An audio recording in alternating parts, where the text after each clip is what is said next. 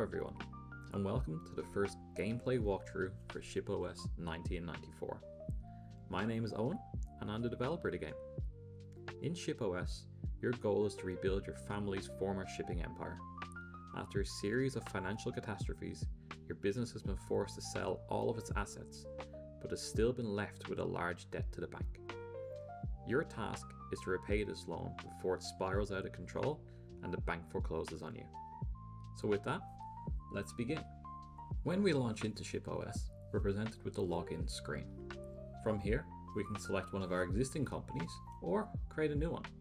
We'll go ahead and create a new company. First, we'll select a profile image, give ourselves a name, John Smith, and select a company logo, of which there will be plenty more before launch. And there we have John's Shipping Company. So let's go ahead and create that company.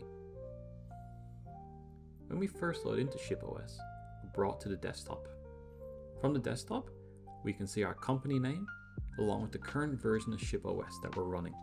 This is beta 4, the final beta before the demo build of beta 5, which will be available to preview on Steam in the coming weeks. So stay tuned for that one. But now, let's get started. First, we need to head over to the Go menu. The Go menu is where we can find a list of applications that we can use to manage our business. We have things like the global map, our list of ships, ports, contracts, and more. To get started, we're going to open up the contracts application. The contract application allows us to view available contracts and also to view contracts which we've already accepted. In ShipOS, there are 3 different types of contracts for us to accept: liquids, dry goods, and resources. Different contracts are worth different amounts and all require different types of ships to deliver. So we need to be strategic in the contracts that we begin accepting to ensure that we can deliver them and deliver them for a profit. To get started though, we're going to head over and take a look at the 2 contracts which we have to start with. These 2 contracts, both leaving from Atlantis and heading to Cuba, are worth $680 each. They're both liquid types of contracts, which means we can put them on the one type of ship. When we get started in ShipOS, we only have access to liquid type contracts. However, as we continue to play, we can begin to upgrade our profile so we can begin accepting new types of contracts and unlocking new types of ships. But we'll dig more into the upgrades later. Let's start off by accepting these 2 contracts.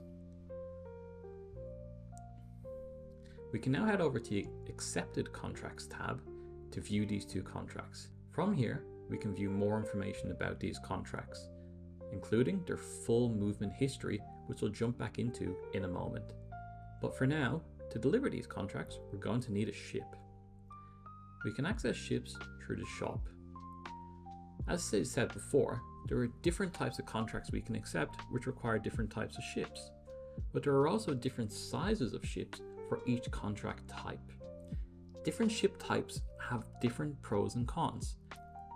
As you can imagine, small ships can carry much less cargo than their larger counterparts. However, smaller ships are more fuel efficient and can also travel faster, making them a great choice for shorter trips. Whereas we can use large ships to traverse longer distances thanks to their larger fuel tanks and also their ability to transport more cargo. We start off with the ability to just purchase a small liquid ship. To purchase larger ships, we need to first unlock them through the upgrades menu. Again, we'll jump into that one later. So we'll go ahead and order one of these ships to Atlantis, which is where our cargo needs to be picked up from. Now, we can do a regular purchase, which will have the ship delivered the next business day. However, since we want to get some of these contracts completed today, we're going to do an instant purchase, which will have the ship delivered to us instantly. While this does cost more, it can really help us earn some crucial dollars in these upfront days. So let's go ahead and order this ship to Atlantis. Now, to view the ship, we head up to the global map. The global map is where we can view the full game map.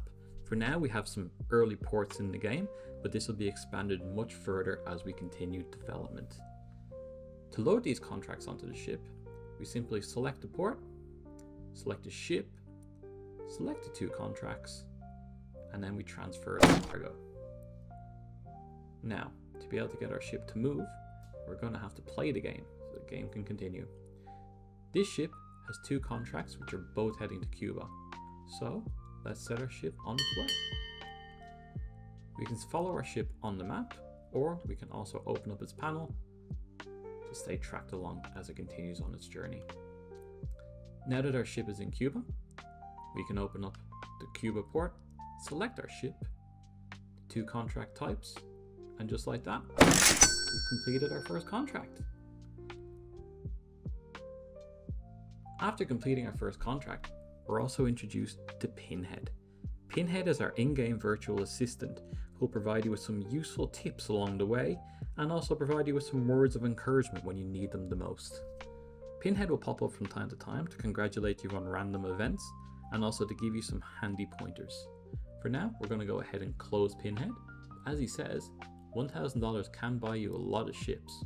Well, that might not be fully true, but they're helpful words to have nonetheless. However, what we can see is our bank balance has grown significantly. What this allows us to do is to go in and purchase more ships or allow us to repay our loan, but we'll get into more of that later. For now, let's take a look at more contracts which we might be able to accept. Now, we have 2 more contracts both heading to Cuba. As you can see, these contracts are worth more than the previous contracts which we just delivered. As we continue to successfully deliver contracts, our reputations with ports increases, meaning that they're willing to pay us more for the deliveries that we make. So we'll go ahead and accept these 2 types of contracts. We head back to the global map. We're going to have to send our ship back to Atlantis. To do that, simply click on our ship and send it back to Atlantis. While our ship is heading to Atlantis, is a good time to talk about how contracts are generated. So different types of ports can generate different contract types, and we can see that in the top left of the ports panel. Cuba, for example, cannot generate liquid type contracts, but can generate dry goods and resources type contracts. Now, since we can only accept liquid contracts, the only contracts we're going to have are all leaving from Atlantis, which can generate liquid type contracts and nothing else. Again though, take these 2 contracts, transfer them, and send our ship down to Cuba. As you can see, the sunlight in the background is continuing to intensify. ShipOS runs on a day-by-day basis. That means your progress is only saved at the end of each business day, and at the end of each business day, the interest on your loan continues to accrue. So it's important to make the most out of each and every day as you play through ShipOS. For now though, let's take these 2 contracts and offload them at the port. There we go. And as we can see, our reputation with Cuba has just increased more. For now though, let's call it a day. To do that, we can either wait till the end of the business day or come down here and click End Day. In our End Day menu, we get a summary of all the things that have happened this day. Over on the left hand side, we can see some key stats from the day, including the number of contracts that we completed. We can see our total income, which is generated through completing contracts. And below that, we can see our total expenses, which is from the purchasing of ships and also port fees as well. We have to pay a fee each day for each port that we have unlocked so that they can continue to maintain their docks. Over on the right hand side, we can see the loan balance that we had at the beginning of the day, the interest being charged, and the closing balance of the loan. If the loan balance does grow too great, the bank will foreclose, and that means we will have lost. Now, we can view this information in a bit more detail. Hit save and continue. But first, pause the game. Head over to the Go menu, Finance, and let's go back to day 1. So in day 1, we can see where all this money came from. Our $2,735 came from contract income, ship purchases of $200, port fees of $100, therefore giving us a total profit for the day of $2,435. Now, if we want, we can use some of that money to repay our loan. We can repay $2,000, or if we want to fund a major expansion, we can of course borrow more funds. Of course, the more funds we borrow means the more that we'll have to pay the bank each day in interest. But for now, let's repay this $2,000. And we can see Pinhead popping up over here, showing us that our loan balance is now only $1,043,000. So we still have a little bit to go. So why don't we go over and complete a few more contracts? As you can see, our contract list has grown, and so has the value of each contract. So let's go in here and accept these 4 contracts. Now we can head over to the global map while it's still nighttime, hit play, send our ship back to Atlantis. And we can head up to Atlantis and wait for its arrival. In Atlantis, we can see the 4 contracts waiting to go. So why don't we select our ship and try and load up 3 of these contracts. Each contract that we have here is worth 2 cargo spaces. Different contract types of different values will take up varying amounts of cargo space. Since this ship can only take on 5 units of cargo, as we can see over here, 0 out of 5 and 0 out of 5, if we take transfer, we can only take up 2 units with us. So we hit OK, we can come back for those later. So why don't we head down, send the ship back to Cuba, and let's come over to the accepted contracts tab. And in here we can view the history of each contract. So for example, we can see that we accepted the contract and then we moved it onto a ship. Now this one's called loaded onto ship, but if we had have named our ship something a bit more creative, it will come up with our ship name, allowing us to much more easily track where in the world our cargo currently is. So let's head down here, offload these 2 units, and away we go. Hey, Pinhead, being as helpful as ever. Now, let's go and complete a few more contracts.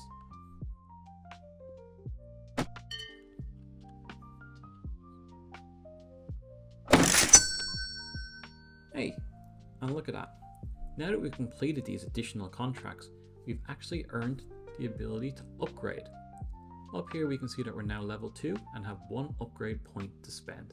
So let's go over and take a look in the profile menu of what we can unlock.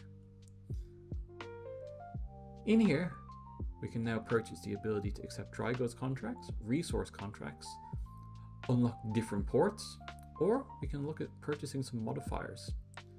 So in our ports menu, we'll jump into in a moment, we can upgrade our ports and ships. So for example, this will reduce the price of refueling at a given port by 10%. This upgrade here will reduce the cost of servicing a ship at a port by 10%. So since fuel is one of our major costs, let's go and purchase this upgrade. And now we have Pinhead popping up with a message, as you can see, is still in beta and hasn't been implemented into the game yet. So let's head back to our global map, close off Pinhead, and now let's open up the port panel for this port. The port panel gives us a more detailed view of a port. And so for example, for the port of Cuba, we can now purchase a fuel discount upgrade. It costs us $1,000, but will reduce the fuel cost at this specific port by 10%. Up in the top right hand corner, we can see the fuel is currently $3 per ton. Fuel will be a dynamic element in the game, meaning that some days it'll be more cost effective to upgrade ships, while on other days it will cost you far more money. We're going to quickly pause the game so we don't run out of time. And what we'll do is we'll purchase this upgrade for the port of Cuba. Now, when we click on our ship, we can see that it currently has a 85% service level and only 43% fuel capacity. This should say fuel, not cargo. So, to refuel our ship, we simply head up to the ship services tab and hit refuel. And just like that, back at 100% fuel. We can from here send our ship back to Atlantis if we want, or we can first head back and see where our contracts are. We currently have no contracts, and since it's approaching the end of the day, probably more effective we just end it here. Again, we got our overview of the day, including our total expenses for the day as well. So we hit save and continue. Pinhead pops up to show us what our current loan balance is, since interest was accrued on the loan overnight. So we can head into the finance menu again to see where our major income or expenses came from yesterday. From here, we can see that it was mainly down to ship maintenance and also $2,000 from repaying our loan. So we can quickly see here at a glance what our profit and loss looks like over these last 2 days. While we had one good day on day 1, day 2 isn't looking so good. To remedy this, of course, we'll have to complete more contracts, purchase new ships, expand our fleet, and continue to grow and grow and grow. There's so much more in ShipOS that we haven't shown you today.